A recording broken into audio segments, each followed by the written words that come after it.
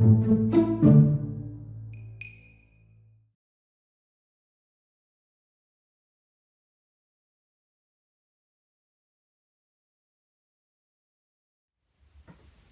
a empezar a estudiar el sistema nervioso. Porque hasta ahora lo que venimos viendo es de qué modo nuestro cuerpo capta señales del entorno, ya sea externo o interno, en los diferentes sentidos que vimos, tacto, la visión, el gusto, etc. Pero ahora vamos a ver cómo se procesa esa información. Entonces, el sistema nervioso tiene esta función: captar estímulos, elaborar respuestas a los estímulos y enviar esas respuestas a los órganos efectores para que lleven a cabo esa respuesta.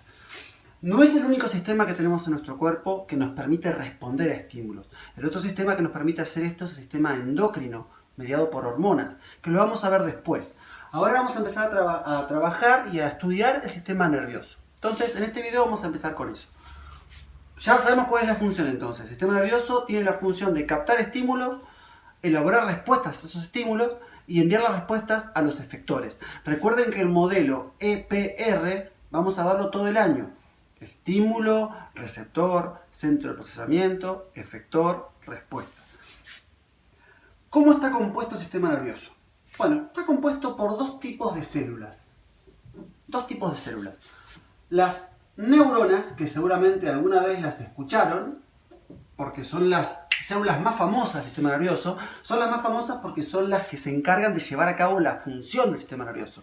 Es decir, captar estímulos, transportarlos, elaborar respuestas y enviar las respuestas. O sea, prácticamente hacen todo lo que hace el sistema nervioso. Pero no son las más abundantes del sistema nervioso. Las células más abundantes del sistema nervioso, y lamentablemente las menos conocidas, son las células gliales. Y como son las menos conocidas, son las que vamos a ver en este video. Porque si yo contara la cantidad de células que tiene el sistema nervioso, tiene más células gliales que neuronas. Miren si serán importantes. De hecho, las neuronas son tan específicas en su función y demandan tanta energía para llevarla a cabo que no lo pueden hacer solas. El único modo que lo logren hacer es con las células gliales. A mí me gusta poner el ejemplo con cosas cotidianas. No sé, siempre pongo el ejemplo de Messi, pero podría aplicar a cualquier otro tipo de deportista, artista, lo que fuera. Uno puede disfrutar a Messi cuando juega al fútbol y eso en parte se debe a que Messi tiene esa destreza y eso es obviamente que es algo que es gracias a él. Pero él lo puede hacer a eso porque tiene un montón de gente que lo acompaña atrás. Tiene a su familia que le debe brindar apoyo emocional, tiene a su entrenador físico que le ayuda a entrenar, tiene a su director técnico que le da las guías en el partido, tiene a su nutricionista, tiene a su contador, tiene un montón de gente atrás de él que permiten que esta maquinaria que es Messi funcione. Sin toda esa gente no tendría el esplendor que tiene, y eso es así evidentemente, y aplica a cualquier deportista y cualquier artista. Bueno, las neuronas podrían ser como Messi y las células gliales serían el apoyo que tienen. Sin ese apoyo no existiría, ¿no? Para que veamos la importancia que tiene. Vamos a hacer una primera clasificación del sistema nervioso que luego vamos a completar.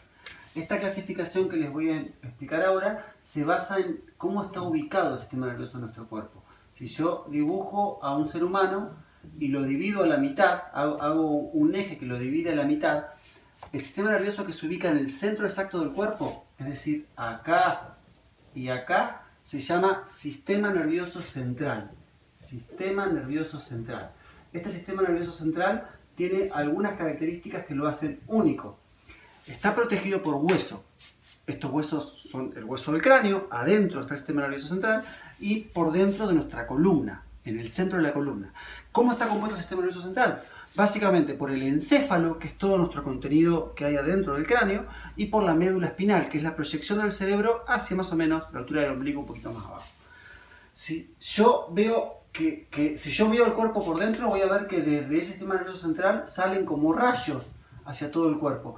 Esa especie de rayos que salen son los nervios. Y los nervios conforman lo que se denomina el sistema nervioso periférico. Periférico por periferia, que serían las afueras.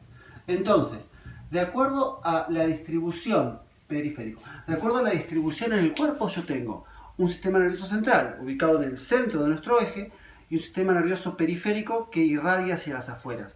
El central está formado por órganos, el encéfalo, que vamos a ver después cómo está compuesto, y la médula espinal, y el periférico está compuesto por nervios. Bien, entonces vamos a empezar con el sistema nervioso central. ¿Qué células gliales hay ahí? En el sistema nervioso central hay tres tipos principales de células gliales. Las más abundantes son los astrocitos, que tienen este nombre porque se parecen a estrellitas de mar, estrellas, por eso se llaman astrocitos. Los astrocitos son las células gliales más abundantes del sistema nervioso y tienen la función importantísima de nutrir a las neuronas, porque las neuronas son tan especializadas en su función que no pueden gastar energía en otra cosa, no pueden alimentarse por ellas mismas, entonces son nutridas por los astrocitos. Además, a medida que las neuronas van creciendo, los astrocitos van guiándolas en el crecimiento para que vayan generando las uniones con otras neuronas que se llaman sinapsis. Esas uniones se van generando con la guía de los astrocitos. O sea que los astrocitos son como las nodrizas, las madres, las guías de las neuronas. No son las madres porque no le dan origen a las neuronas, pero actúan como una nodriza, las van guiando, las alimentan. Además, cumplen una función muy importante que es filtrar los contenidos de la sangre que son útiles para las neuronas. Nosotros tenemos una barrera que se llama barrera hematoencefálica, que lo que hace es evitar que toxinas que pueda haber en la sangre o microbios ingresen al sistema nervioso central, porque es el centro de toda nuestra vida, de todo nuestro comportamiento. Todos nuestros órganos funcionan reglados por este sistema. Entonces, tiene una protección extra. Bueno, los astrocitos forman parte activa de esa protección porque deciden qué pasa y qué no. Las otras células importantes gliales del sistema nervioso central son las células de la microglía.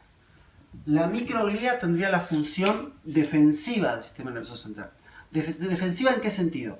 En un sentido primario, que sería, si llega a entrar un microbio, una bacteria, un virus o algún otro parásito extraño, que hay barreras para evitar que llegue, pero imaginen que terminó llegando, bueno, la microglía se encargaría de eliminarlo.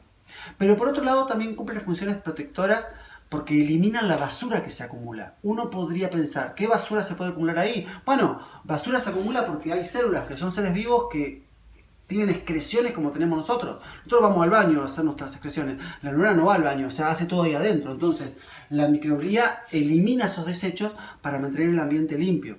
Por otro lado, cuando las neuronas mueren, la microglía se encarga de absorber esa neurona muerta para reciclar los contenidos. Y por último tenemos un último tipo de célula glial que se llama oligodendrocito. Los oligodendrocitos tienen una función muy importante vinculada a la operación de la neurona, porque fabrican una sustancia sin la cual la neurona no podría llevar a cabo su trabajo. Esa sustancia que fabrican se llama mielina y es una grasa, un lípido que actúa como aislante en las neuronas y que acelera el impulso nervioso. Sin esa mielina, la neurona no puede transmitir fácilmente sus impulsos nerviosos. Es tan importante la función de los oligodendrocitos que ese mismo tipo de célula glial, esa misma función, ocurre en el sistema nervioso periférico. Nada más que en el sistema nervioso periférico, la célula glial que cumple esa función se llama célula de Schwann.